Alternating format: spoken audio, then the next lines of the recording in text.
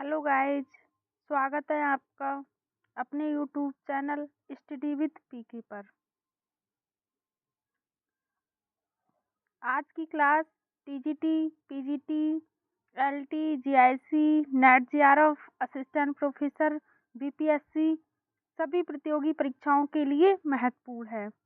Previous video में हमने शारीरिक विकास, फिजिकल डेवलपमेंट के बारे में पढ़ा था और उसका जो भाग शेष रह गया था उसके बारे में आज अध्ययन करेंगे।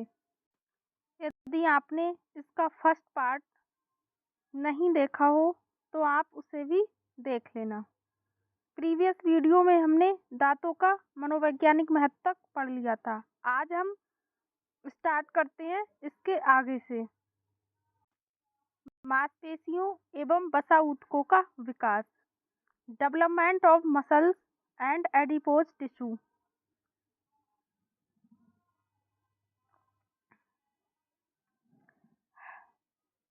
हड्डियां जहां शरीर को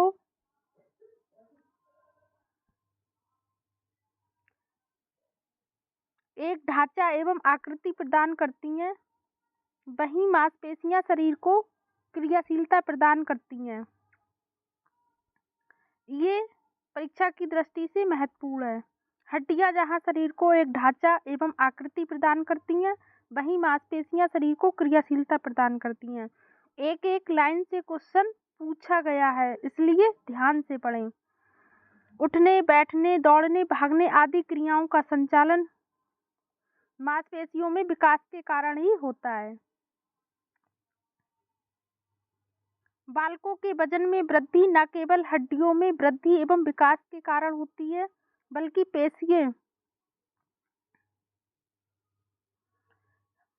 पेशियों एवं वसीय ऊतकों का भी अमूल्य योगदान है। यदि एक नवजात शिशु के शरीर रचना का अवलोकन करें तो पता चलता है कि उसकी मांसपेशियां अत्यंत ही कोमल, नाजुक, छोटी एवं अविकसित होती हैं तथा हड्डियों से चिपकी हुई होती हैं। इस कारण शिशु की क्रियाशीलता में शिथिलता पाई जाती है। इस अवस्था में मांसपेशियों में 28% ठोस तथा 72% जलीय अंश होते हैं। परंतु जैसे जैसे बालकों की उम्र बढ़ती जाती है, मांसपेशियों का विकास होता जाता है। ये लंबाई, चौड़ाई एवं मोटाई में बढ़ती जाती हैं तथा परिपक्व अवस्था तक मांसपेशियों की मोटाई जन्म के समय से 5 गुना हो जाती है। किशोरावस्था तक मांसपेशियों में ठोस अंश 34% तथा जलीय अंश 66% तक रह जाता है। जीवन के प्रारंभिक वर्षों में वसीय ऊतकों का विकास मांसपेशियों की अपेक्षा तीव्र गति से होता है। 12 से 45 वर्ष की लड़कियों तथा 14 से 15 वर्ष के लड़कों में पेशीय ऊतकों में वृद्धि तेजी से होती है, जो स्पष्ट रूप से दिखाई देती है। जिन बालकों की मांसपेशियां जितना अधिक विकसित एवं मोटी होती हैं, वे उतना ही अधिक शारीरिक रूप से शक्तिशाली एवं बलवान होते हैं।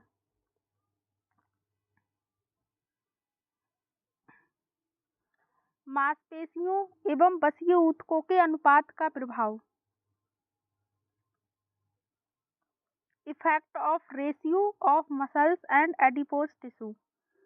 मांसपेशियों एवं वसीय ऊतकों के अनुपात का शारीरिक विकास पर क्या प्रभाव पड़ता है?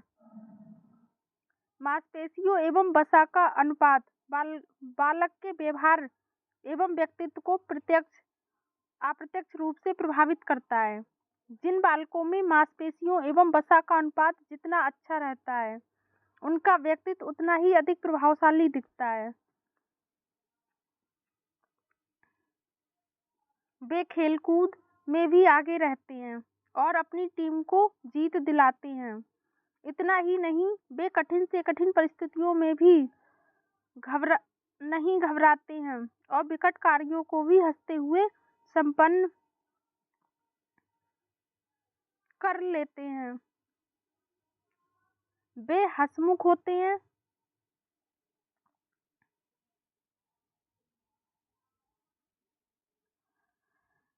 कारण खेल के साथ ही विद्यालय में शिक्षक, घर में अभिभावक एवं समाज के लोग पसंद करते हैं। उन्हें मित्रों से प्रशंसा मिलती है। इसके विपरीत अधिक मोटे, थुलथुले एवं भारी शरीर रचना वाले व्यक्ति सुस्त होते हैं। वे खेल कूद में भी पीछे पीछे रहते हैं।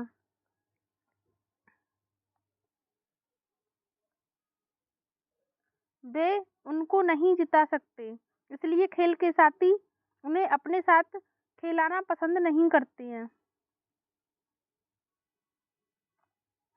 अध्ययनों से ये सिद्ध हुआ है कि लड़कियों की मांसपेशियां लड़कों की अपेक्षा अधिक लचीली, कोमल एवं कम शक्तिशाली होती हैं।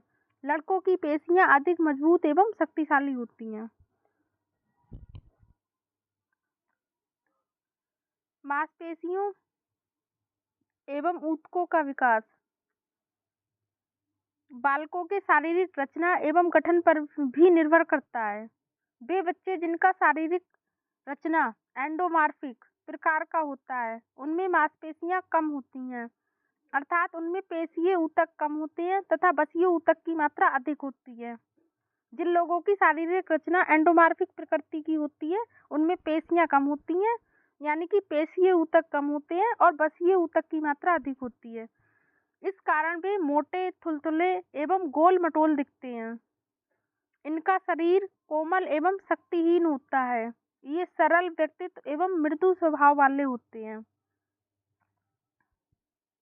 ये क्वेश्चन कई बार पूछा गया है।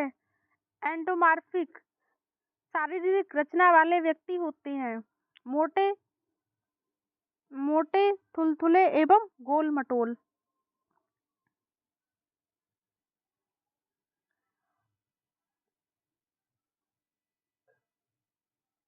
वे बच्चे जिनका शरीर रचना मीजोमॉर्फिक प्रकार का होता है, उनके शरीर में पेशीय ऊतक एवं संयोजी ऊतक की मात्रा अधिक विकसित होती है। इनकी पेशियां भी लंबी, मोटी, सुदृढ़, कठोर एवं शक्तिशाली होती हैं। इनका वजन गठीला, मजबूत एवं बलशाली दिखता है। यहाँ हर लाइन से क्वेश्चन पूछा गया है, इसे ध्यान से पढ़ें। इनका व्यक्तित्व सुंदर, आकर्षक, प्रभावशाली एवं प्रभुत्वशाली दिखता है।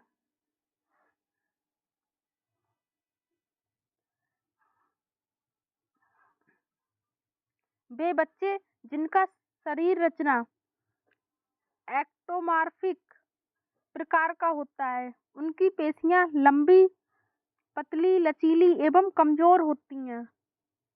उनमें बसीय ऊतक की मात्रा भी बहुत ही कम होती है। वे शक्तिहीन, कमजोर, दुर्बल एवं मरियल, दुबले पतले शरीर वाले होते हैं। इनका व्यवहार आत्मसमर्पणकारी होता है। अतः पेशीय एवं बसीय ऊतक बालकों के व्यवहार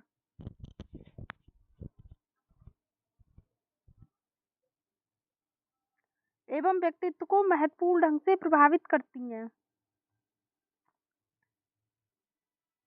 पूर्व बाल्यावस्था में मांसपेशियों का विकास तीव्र गति से होता है। लगभग 5-6 वर्ष की अवधि तक मांसपेशियों का विकास शारीरिक अनुपात के अनुसार ही बढ़ता है। इस उम्र के बालक के शरीर भार का 75% भाग मांसपेशियों के कारण होता है। उत्तर बाल्यावस्था, वयसंधि एवं उत्तर किशोरावस्था में मांसपेशियों के आकार एवं भार में वृद्धि तीव्र गति से होती है। इसका प्रमुख कारण बालकों की लंबाई में कम वृद्धि का होना है।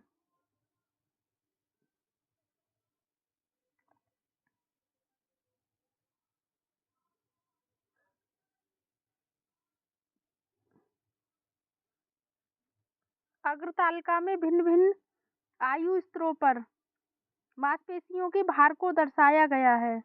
बालकों की आयु और मांसपेशियों का भार जन्म के समय 23% कुल शरीर भार का।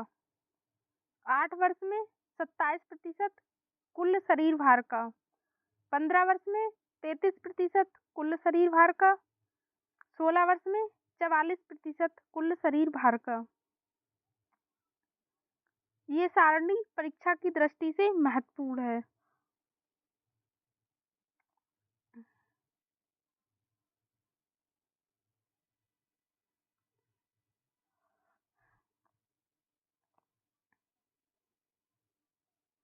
बसीय ऊतकों का विकास मुख्यतः आनुवांशिक गुणों, हेरेडिटरी इंडोमेन्स, आर्थिक सामाजिक स्तर, सोशियो इकोनॉमिक स्टेटस एवं शरीर रचना पर निर्भर करता है। इसके साथ ही खान पान की आदतों में भी बसीय ऊतकों का निर्माण व विकास प्रभावित होता है। बसीय ऊतकों के विकास में मुख्यतः 3 महत्वपूर्ण नाजुक अवधि क्रिटिकल पीरियड्स आते हैं। पहला, जब बालक माता के गर्भ में पल रहा होता है, तब गर्भकालीन अवस्था के अंतिम 3 महीनों में शिशु के शरीर में बसीय ऊतकों का विकास होता है। दूसरा, जन्म के बाद जब बालक 2-3 वर्ष का हो जाता है, तथा तीसरा, जब बालक वयस्संधि अवस्था 11 से 13 वर्ष को प्राप्त करता है। यही कारण है कि 11 से 13 वर्ष की अवस्था को प्यूबर्टी फैट पीरियड भी कहा जाता है।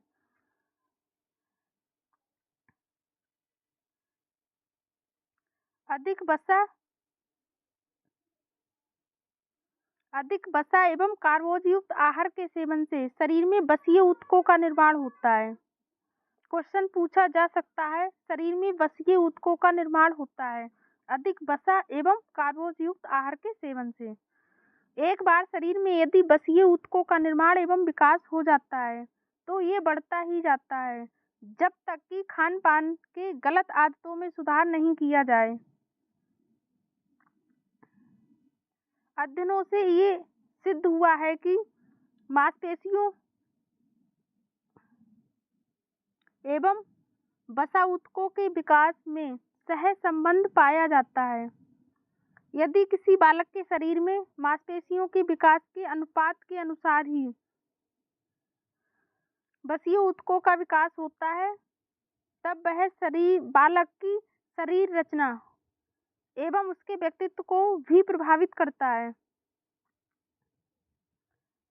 बसीय ऊतकों के विकास को निम्न तालिका द्वारा दर्शाया गया है।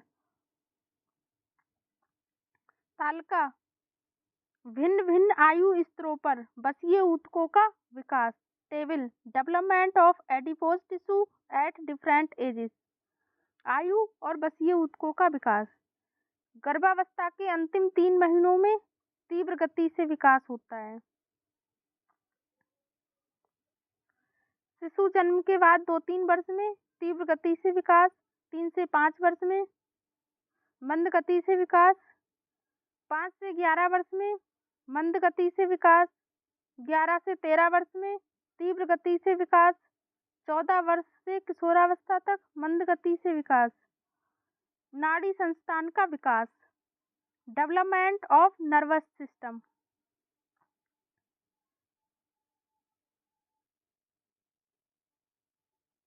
नाड़ी संस्थान के विकास का बालक के जीवन में महत्वपूर्ण स्थान है, क्योंकि ये वह संस्थान है जिससे जीवन की सभी गतिविधियां संचालित एवं नियंत्रित होती हैं। सोचने, विचारने, तर्क करने, स्मरण करने आदि क्रियाओं का संचालन एवं नियंत्रण नाड़ी संस्थान द्वारा ही होता है। गर्भकालीन अवस्था से लेकर शिशु जन्म के 3-4 वर्ष बाद तक नाड़ी संस्थान नर्वस सिस्टम का विकास अत्यंत ही तेजी से होता है। तत्पश्चात नाड़ी संस्थान के विकास की गति धीमी हो जाती है। जन्म के समय मस्तिष्क का वजन 250।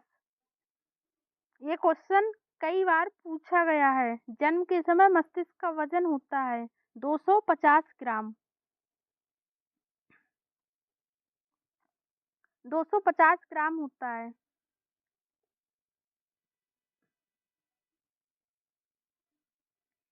जो परिपक्वावस्था तक 1250 से 1400 ग्राम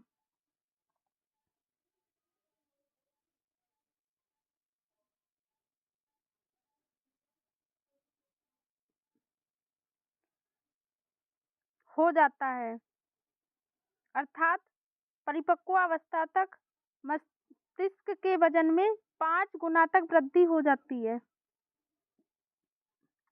गर्भावस्था में नाड़ी संस्थान में विकास तंत्रिका कोशिकाओं की संख्या एवं आकार में वृद्धि के कारण होता है, जबकि जन्म के 3-4 वर्ष बाद कई नई तंत्रिका कोशिकाओं का निर्माण नहीं होता है, बल्कि वे ही पुरानी कोशिकाएं विकसित होती रहती हैं जो गर्भकालीन अवस्था में अपरिपक्व होती हैं।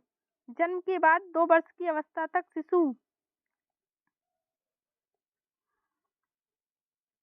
के मस्तिष्क में जो विकास होता है वह मुख्यतः प्रमस्तिष्क सेरिब्रम एवं अनुमस्तिष्क सेरिबेलम भाग में होता है। प्रमस्तिष्क यानी कि सेरिब्रम मानसिक क्रियाओं जैसे सोचने, समझने, तर्क करने, स्मृति करने, रिमेम्बरिंग आदि के लिए जिम्मेदार होता है। ये क्वेश्चन परीक्षा की दृष्टि से महत्वपूर्ण है। प्रमस्तिष्क यानी कि सेरिब्रम द्वारा मानसिक क्रियाओं जैसे सोचने, समझने, तर्क करने, स्मृति करने आदि के लिए जिम्मेदार होता है, जबकि अनुमस्तिष्क शारीरिक संतुलन एवं शारीरिक संस्थिति नियंत्रण body balance and posture control में महत्वपूर्ण भूमिका निभाता है। ये क्वेश्चन पीजीटी 2021 में पूछा गया है।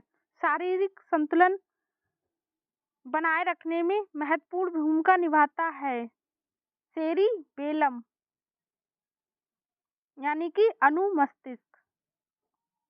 प्रमस्तिष्क एवं अनुमस्तिष्क में वृद्धि एवं विकास अत्यंत ही तीव्रता से होता है और 1 वर्ष की अवस्था तक इसका वजन जन्म के वजन से 3 गुना हो जाता है।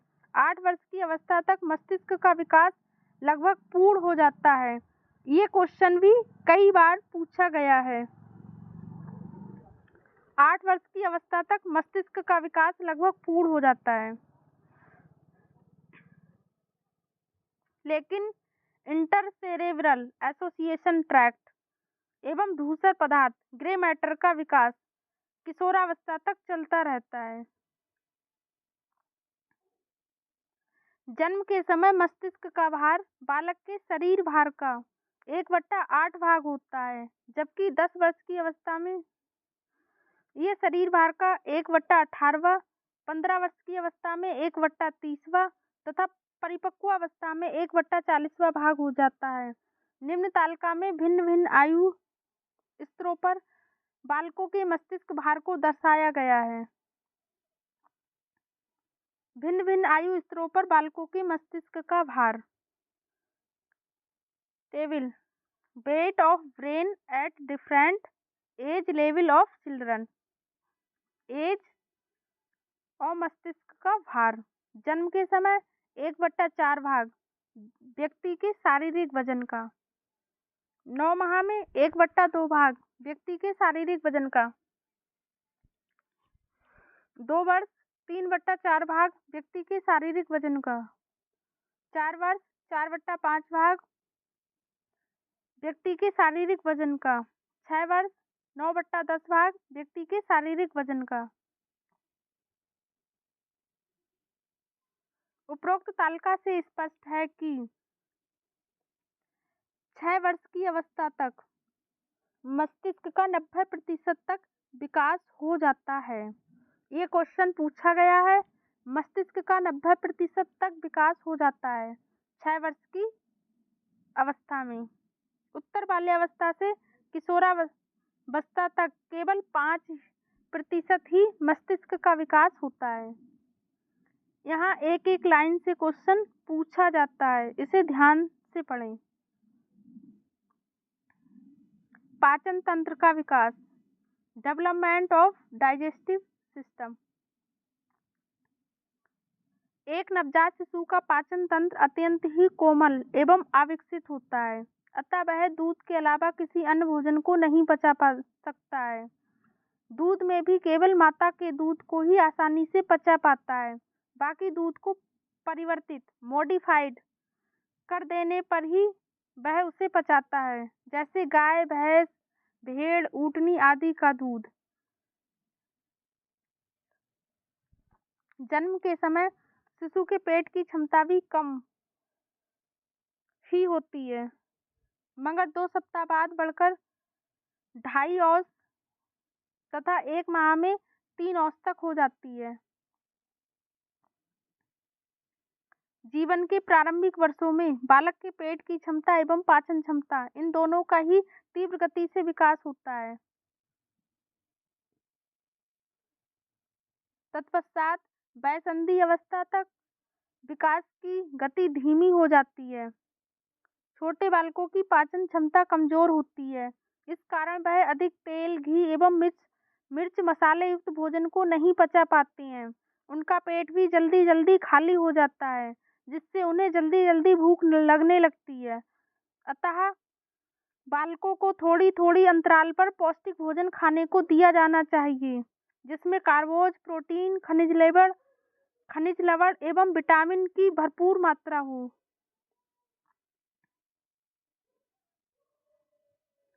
श्वसन तंत्र का विकास, डेवलपमेंट ऑफ रेस्पिरेटरी सिस्टम। जन्म के समय शिशु के फेफड़े छोटे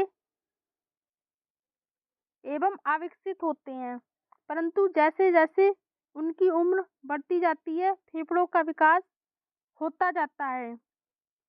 जन्म के बाद शिशु के प्रथम क्रंदन के साथ ही फेफड़ों का विकास एवं श्वसन क्रिया शुरू हो जाती है। जन्म के समय सिर की परिधि, सर्कमफिरेंस ऑफ हेड, छाती की परिधि से बड़ी होती है।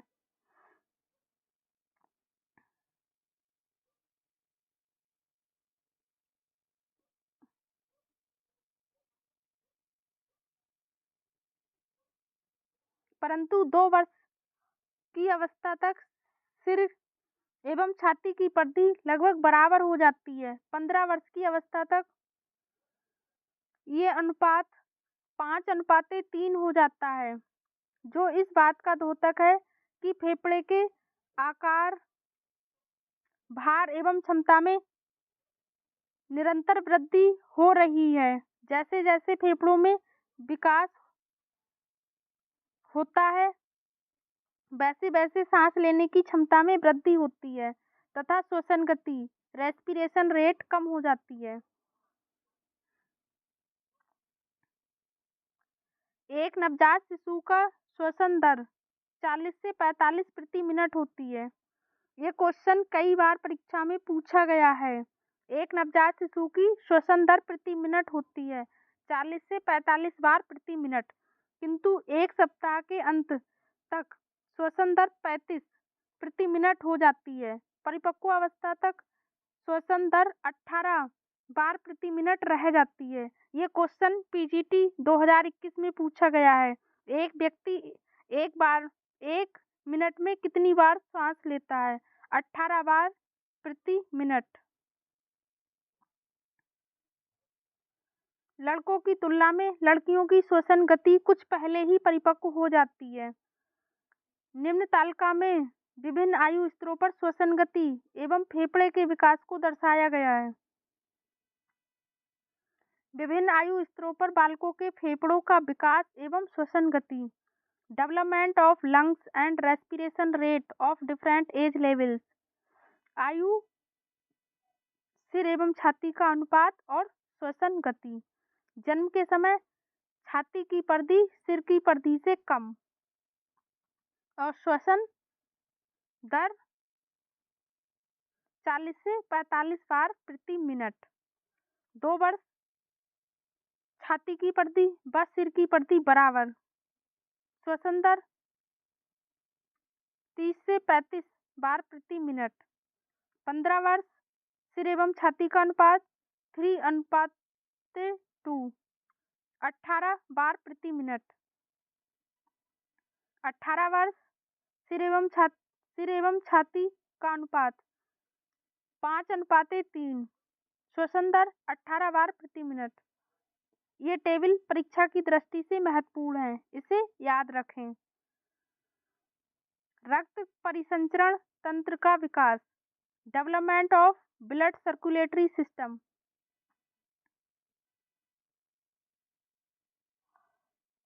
रक्त परिसंचरण तंत्र के अंतर्गत हृदय एवं रक्त नलिकाएं ब्लड वेसल्स आती हैं। नवजात शिशु का हृदय अत्यंत ही कोमल, नाजुक व छोटा होता है। रक्त नलिकाएं यानी कि ब्लड वेसल्स भी अविकसित, पतली एवं सक्रिय होती हैं। जीवन के प्रारंभिक वर्षों में विशेषकर 6 वर्ष की अवस्था तक हृदय एवं रक्त वाहिनियों का विकास तीव्र गति से होता है। इस अवस्था तक हृदय का भार जन्म की अपेक्षा 4-5 गुना अधिक हो जाता है। 12 वर्ष की अवस्था तक हृदय का भार जन्म की तुलना में 7 गुना तथा वयस्कावस्था को प्राप्त करते करते 12 गुना तक बढ़ जाता है। इसी तरह रक्त वाहिनियों, धमनियों यानी कि आर्टरी और सिरा यानी कि वेन में भी तेजी से वृद्धि होती है। हृदय एवं रक्त वाहिनियों में विकास से बालक के रक्तचाप, नाड़ी गति एवं शरीर तापमान में परिवर्तन आ जाता है। रक्तचाप, ब्लड प्रेशर। नवजात शिशु का रक्तचाप कम होता है, जो उम्र बढ़ने के साथ साथ बढ़ते जाता है। 11 वर्ष की उम्र तक बालक बालिकाओं के रक्तचाप में कोई अंतर नहीं होता है, परंतु इसके बाद वयस्संधि अवस्था से किशोरावस्था तक लड़कियों का रक्तचाप कुछ अधिक रहता है। शरीर तापक्रम, बॉडी टेम्परेचर। शिशुओं का शरीर तापक्रम वयस्कों की अपेक्षाकृत थोड़ा अधिक 98.2 डिग्री फ़ारेनहाइट से 99 डिग्री फ़ारेनहाइट तक रहता है। ये क्वेश्चन परीक्षा में पूछा जा सकता है। शिशुओं का शरीर तापक्रम कितना होता है? 98.2 डिग्री फ़ारेनहाइट से 99 डिग्री फ़ारेनहाइट तक।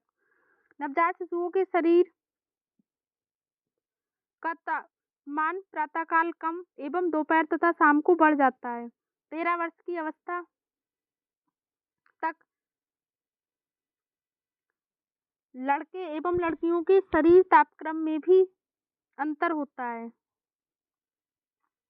नाड़ी गति, पल्स रेट। शिशुओं की नाड़ी गति वयस्कों की तुलना में अधिक होती है। शिशुओं की नाड़ी गति 120 से 150 बार प्रति मिनट होती है। ये क्वेश्चन कई बार पूछा गया है। शिशुओं की नाड़ी गति होती है 120 से 150 बार प्रति मिनट, जबकि वयस्कों में ये 65 से 70 बार प्रति मिनट होती है। शिशु जब क्रंदन करता है तब नाड़ी की गति बढ़कर 218 से 220 बार प्रति मिनट हो जाती है। सोते समय नाड़ी की गति कम हो जाती है। अग्रतालिका में विभिन्न आयु स्तर पर लड़के एवं लड़कियों की नाड़ी गति को दर्शाया गया है। विभिन्न आयु स्तर पर लड़के एवं लड़कियों की नाड़ी गति। Pulse rate of boys and girls at different age level. आयु और नाड़ी गति।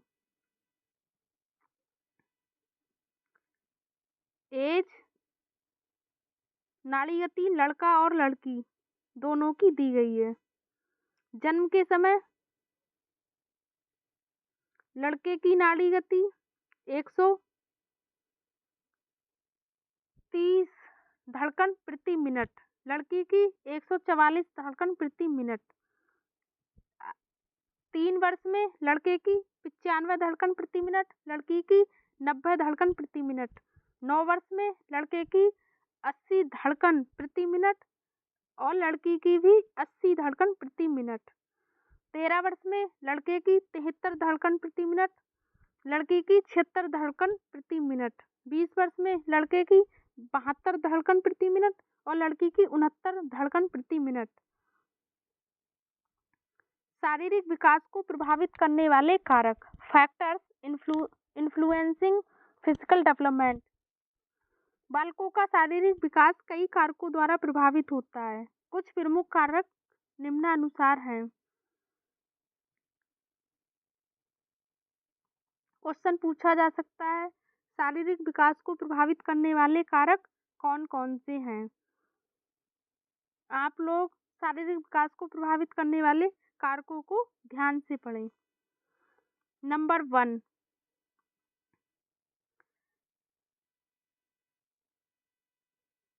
शारीरिक वंशानुक्रम, हेरेडिटी। शारीरिक विकास को प्रभावित करने वाला सबसे महत्वपूर्ण कारक वंशानुक्रम है। गर्भाधान के समय से ही माता पिता के जीन्स के माध्यम से शिशु में वंशानुगत गुण पहुंच जाते हैं, अतः बालक का रंग, रूप, स्वभाव, प्रकृति, शारीरिक गठन, लंबाई आदि का निर्धारण जन्म के पूर्व ही हो जाता है। DC डिंकमेयर के शब्दों में वंशानुगत कारक वे जन्मजात विशेषताएं हैं जो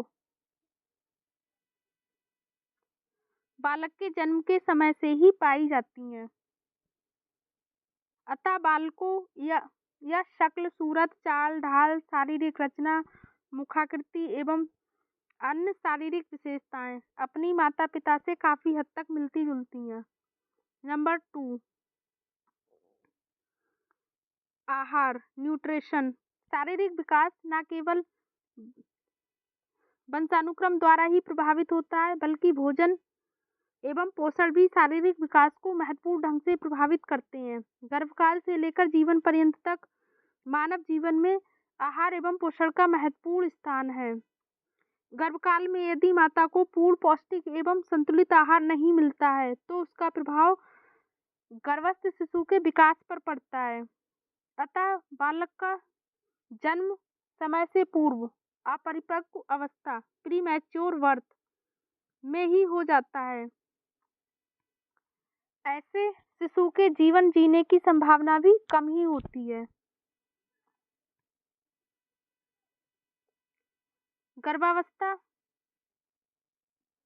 गर्भावस्था में यदि माता को पूर्ण पौष्टिक एवं संतुलित आहार खाने को मिलता है तो गर्भस्थ शिशु का विकास अच्छा होता है।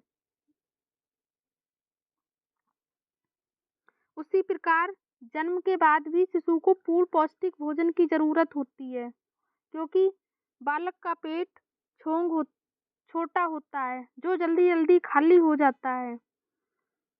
साथ ही बालक खेलने कूदने जैसी गतिविधियों में अधिक लिप्त रहता है, इसलिए अधिक ऊर्जा की जरूरत होती है। बालकों का बढ़वार भी तीव्र गति से होता है, अतः बालकों के भोजन एवं पोषण का पूरा ध्यान दिया जाना चाहिए।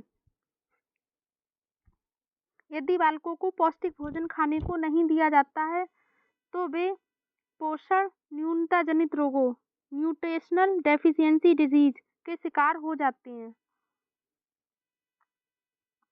जैसे क्वाशियोरकर जो कि प्रोटीन की कमी से होता है, मरासमस प्रोटीन और कैलोरी की कमी से होता है, रतौंधी विटामिन ए की कमी से होता है। विटामिन ए का रासायनिक नाम रेटिनॉल है। स्कर्वी विटामिन सी की कमी से होता है। विटामिन सी का रासायनिक नाम एस्कॉर्बिक एसिड है। बेरी विटामिन B1 जिसका रासायनिक नाम थायमिन है की कमी से होता है। रिकेट्स विटामिन डी की कमी से होता है।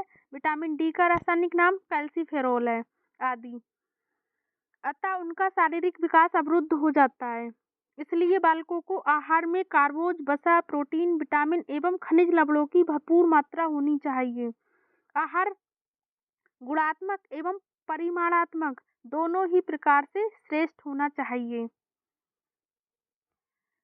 इसलिए बालकों के शारीरिक विकास में पोषण की भी महत्वपूर्ण भूमिका है। यदि बालक को अच्छी तरीके से न्यूट्रिशन नहीं दिया जाता है तो वह अनेक प्रकार की बीमारियों से ग्रस्त हो जाता है और उसका शारीरिक विकास ठीक से नहीं हो पाता है। बालकों का शारीरिक विकास अच्छे प्रकार से हो, इसलिए उन्हें पर्याप्त मात्रा में पौष्टिक भोजन देना चाहिए। इसलिए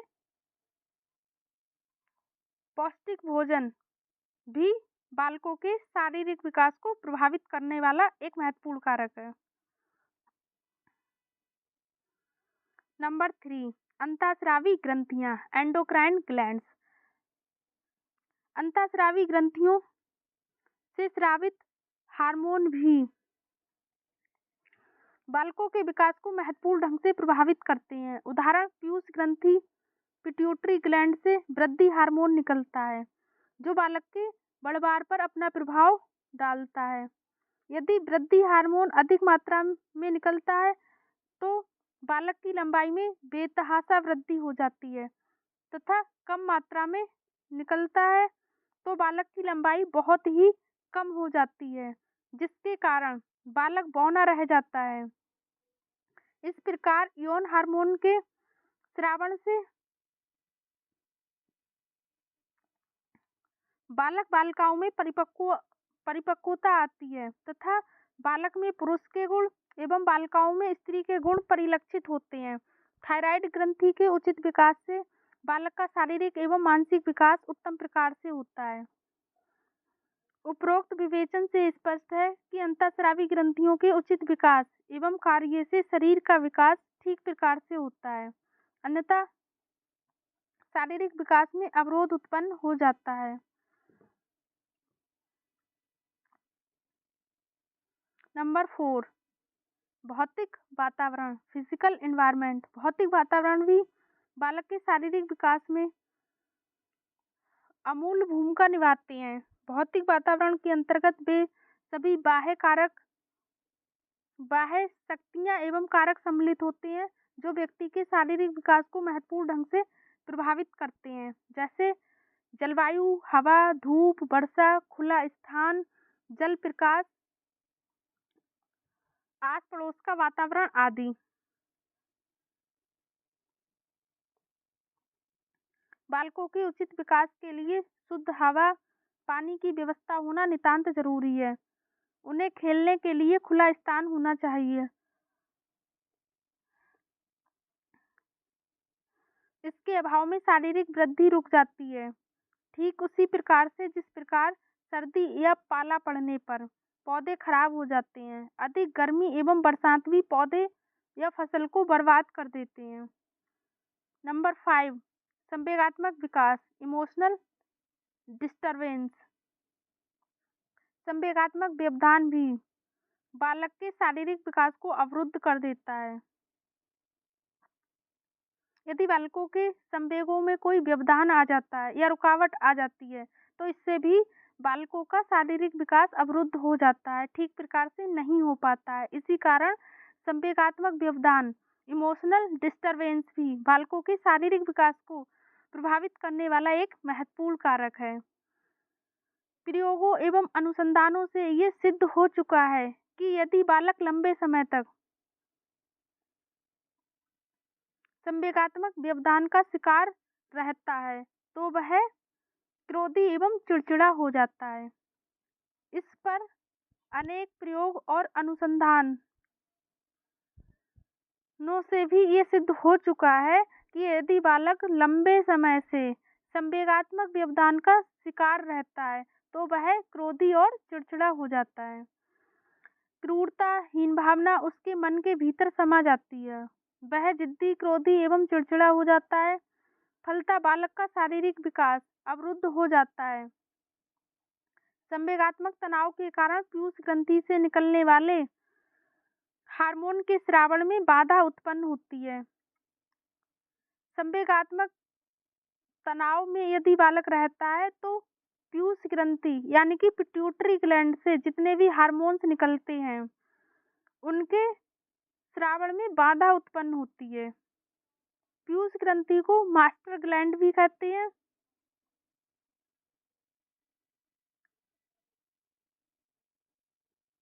जिससे बालक की लंबाई रुक जाती है।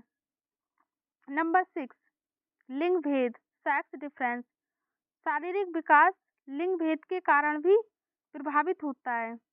जन्म के समय लड़के लड़कियों की अपेक्षा लंबे एवं वजन में कुछ अधिक होते हैं, परंतु बाद की अवस्था में लड़कियों की बढ़वार तीव्र गति से होती है तथा वे जल्दी ही परिपक्वावस्था को प्राप्त कर लेती हैं। लड़कों में शारीरिक विकास लड़कियों की अपेक्षा थोड़ी देरी से होता है, परंतु बाद की अवस्था में लड़के लड़कियों की अपेक्षा अधिक लंबे व मोटे हो जाते हैं। साथ ही इनका विकास लंबे समय तक होता है। अतः वयस्कावस्था को प्राप्त करते करते लड़के लड़कियों की तुलना में अधिक लंबे एवं वजन में भारी हो जाते हैं। लिंग भेद के कारण लड़के लड़कियों की शारीरिक वृद्धि के क्षेत्र में कुछ प्रमुख अंतर निम्नानुसार हैं। नंबर 1, बाल्यावस्था तक लड़के लड़कियों की तुलना में अधिक क्रियाशील एवं शारीरिक शक्ति वाले होते हैं, परंतु वयस्संधि अवस्था तक दोनों की कार्य क्षमता एवं शारीरिक शक्ति समान हो जाती है, परंतु इसके बाद लड़कों की शारीरिक क्रियाओं की योग्यता में तथा लड़कियों की घरेलू क्रियाओं की योग्यता में वृद्धि हो जाती है। अतः लड़के भारी से भारी काम करने में लड़कियों से कहीं आगे रहते हैं और लड़कियां घरेलू कार्यों एवं कलात्मक कार्यों में लड़कों से आगे रहती हैं। नंबर 2, मांसपेशियों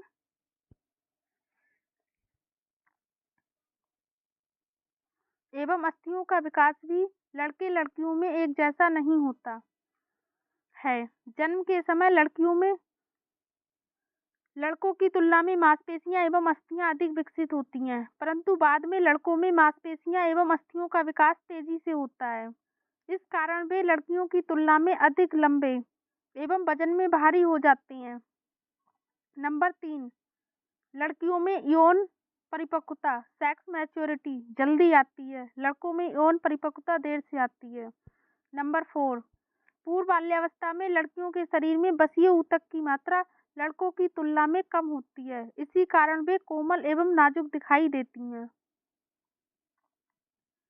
नंबर 7, शारीरिक वातावरण, फैमिली एनवायरनमेंट। शारीरिक विकास को प्रभावित करने वाले कारकों में से एक अत्यंत ही महत्वपूर्ण कारक है पारिवारिक वातावरण। हरलॉक के अनुसार प्रत्येक आयु स्तर पर वातावरण का प्रभाव लंबाई की अपेक्षा वजन पर अधिक पड़ता है। At every age, environment has a greater influence in weight than on height. यदि पारिवारिक वातावरण सुखद, आनंददायी, खुशनुमा, सौहार्दपूर्ण है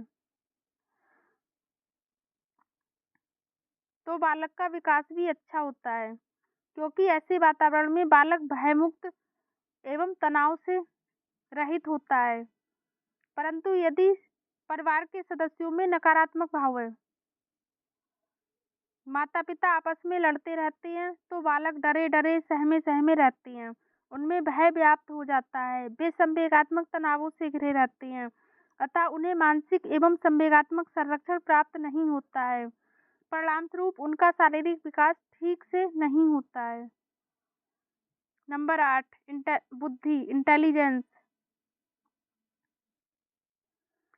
अध्ययनों से यह सिद्ध हुआ है कि बुद्धि न केवल मानसिक विकास को ही अपितु शारीरिक विकास को भी प्रभावित करती है।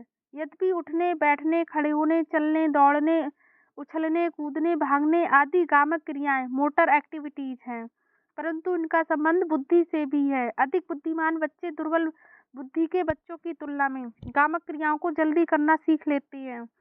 टरमैन ने अपने अध्ययनों में पाया कि बहुत प्रखर बुद्धि के बालकों में बोलने की क्रिया 11 माह में तथा चलने की क्रिया 13 माह में प्रकट हुई, जबकि दुर्बल बुद्धि के बालकों में ये क्रियाएं क्रमशः 15 एवं 30 महीने में प्रकट हुई। इसी प्रकार बुद्धि एवं यौन परिपक्वता भी एक दूसरे से घनिष्ठ रूप से संबंधित है। प्रखर बुद्धि के बालकों में यौन परिपक्वता दुर्बल बुद्धि के बालकों की तुलना में 1-2 वर्ष पहले आती है।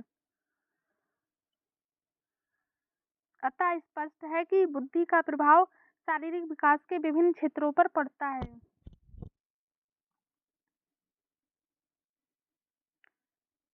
नंबर 9, रोग, डिजीज। रोग भी शारीरिक विकास को महत्वपूर्ण ढंग से प्रभावित करते हैं। वे बालक जो जन्म से ही बीमार एवं विभिन्न प्रकार के रोगों से ग्रस्त होते हैं, उनका शारीरिक विकास अवरुद्ध हो जाता है। बीमारी की स्थिति में बालकों को कुछ भी खाना पीना अच्छा नहीं लगता है। इस कारण ना तो वह भरपेट भोजन करता है, ना ही खेलता है। वह केवल रोता रहता है अथवा बिस्तर पर सुस्त पड़ा रहता है। इस कारण वह निर्बल व कमजोर हो जाता है। उसे पूरा पोषण नहीं मिलता है, फलतः शारीरिक विकास अवरुद्ध हो जाता है। इसके ठीक विपरीत जो बालक शारीरिक रूप से स्वस्थ रहते हैं, वे भरपेट भोजन करते हैं, खूब खेलते हैं, प्रसन्नचित्त रहते हैं, उनका शारीरिक विकास तीव्र गति से होता है। उनके सभी अंग या अवयव एक निश्चित समय पर परिपक्वता को प्राप्त कर लेते हैं। रोग भी बालकों के शारीरिक विकास को प्रभावित करने वाला एक महत्वपूर्ण कारक है, क्योंकि यदि बालक रोगी हो जाता है तो वह ठीक प्रकार से खाना नहीं खा पाता है, पोषण नहीं ले पाता है, और जिससे उसका शारीरिक विकास ठीक प्रकार से नहीं हो पाता है। यदि बालक स्वस्थ है तो वह ठीक प्रकार से भोजन ग्रहण कर पाता है, पोषण ले पाता है, और वह शारीरिक रूप से स्वस्थ रहता है और उसका शारीरिक विकास तीव्र गति से होता है। इसलिए रोग भी शारीरिक विकास को प्रभावित करने वाला एक महत्वपूर्ण कारक है। रोगों के निदान व उपचार में जो एंटीबायोटिक दवाइयाँ दी जाती हैं, उनका तात्कालिक प्रभाव से रोग का निदान तो अवश्य ही हो जाता है, परंतु इससे बालकों के शरीर को काफी नुकसान पहुंचता है। अतः बीमारी के बाद बालक शारीरिक रूप से काफी कमजोर हो जाता है। नंबर 10, शारीरिक विकृतियाँ, फिजिकल डिफेक्ट। शारीरिक दोष या विकृतियाँ चाहे वंशानुगत कारणों से हो अथवा किन्हीं अन्य कारणों से, ये बालक के शारीरिक विकास को प्रभावित करता ही है। गर्भावस्था में यदि गर्भवती स्त्री किसी ऐसे गंभीर संक्रामक रोग की शिकार हो जाती है अथवा उसे पागल कुत्ता काट लेता है, तो बालक में शारीरिक विकृतियाँ या दोष उत्पन्न हो जाते हैं। कई बार प्रसव के दौरान गड़बड़ी होने पर अथवा अप्रशिक्षित व अकुशल दाई या नर्स के हाथों प्रसव कराने पर भी बच्चे में शारीरिक दोष उत्पन्न हो जाते हैं। शारीरिक दोष के अंतर्गत बाड़ी दोष, तुतलाना, हकलाना, दंत क्षरण, डिकेइंग टीथ, अस्थि विकार, दृष्टि दोष, गूंगापन, बहरापन, कटे फटे ओठ आदि आते हैं। जिन अंगों में दोष उत्पन्न होते हैं उन्हीं अंगों का विकास अवरुद्ध हो जाता है। नंबर 11, सामाजिक आर्थिक स्तर, सोशियो इकोनॉमिक स्टेटस। सामाजिक आर्थिक कारक भी बालक के शारीरिक विकास को महत्वपूर्ण ढंग से प्रभावित करते हैं। उच्च आर्थिक सामाजिक स्तर में पलने बढ़ने वाले बालकों का विकास निम्न आर्थिक सामाजिक स्तर के बालकों की अपेक्षा अधिक अच्छा होता है, क्योंकि इन्हें सभी मूलभूत भौतिक आवश्यकताओं के साथ ही आरामदायक आवश्यकताओं की पूर्ति भी समय पर हो जाती है। इन्हीं सभी पौष्टिक तत्वों से युक्त आहार खाने को मिलता है, रहने को स्वच्छ, सुंदर, हवादार, प्रकाशमय मकान मिलता है, जहाँ पर्याप्त मात्रा में खुला स्थान रहता है, जहाँ पर वे आराम से खेल कूद सकते हैं, उछल कूद कर सकते हैं। उन्हें मौसम के अनुकूल वस्त्र एवं मनोरंजन के साधन भी उपलब्ध कराए जाते हैं। अतः बालक स्वस्थ, निरोग, चुस्त, फुर्तीला व क्रियाशील रहता है। उसका शारीरिक विकास उत्तम रहता है। परंतु जिन बालकों को निम्न आर्थिक सामाजिक स्तर में पाला जाता है, उन्हें जीवन जीने के लिए मूलभूत भौतिक आवश्यकताओं की भी पूर्ति नहीं हो पाती है। उन्हें दोनों शाम भरपेट भोजन नहीं मिलता है।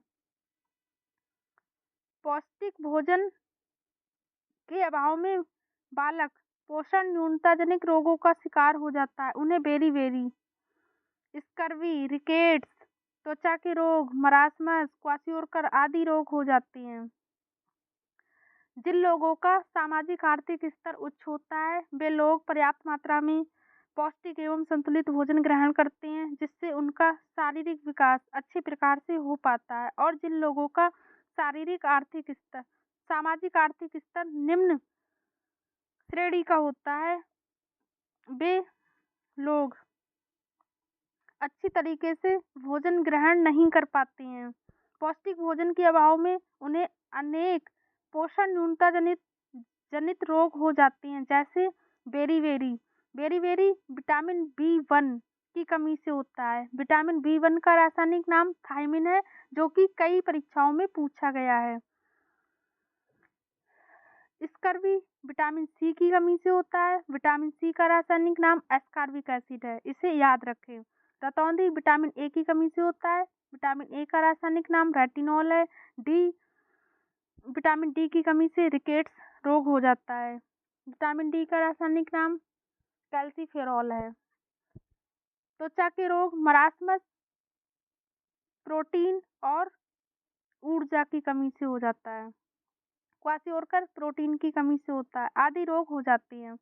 गंदे सीलन भरे अंधेरे कमरे में जहाँ सूरज की रोशनी भी नहीं रहती है, वैसे कमरे में रहने से बालक को सर्दी, जुकाम, बुखार, निमोनिया, मलेरिया, टाइफाइड आदि रोग हो जाते हैं। परिणामस्वरूप बालकों का शारीरिक विकास अवरुद्ध हो जाता है। आज हमने शारीरिक विकास के बारे में A to Z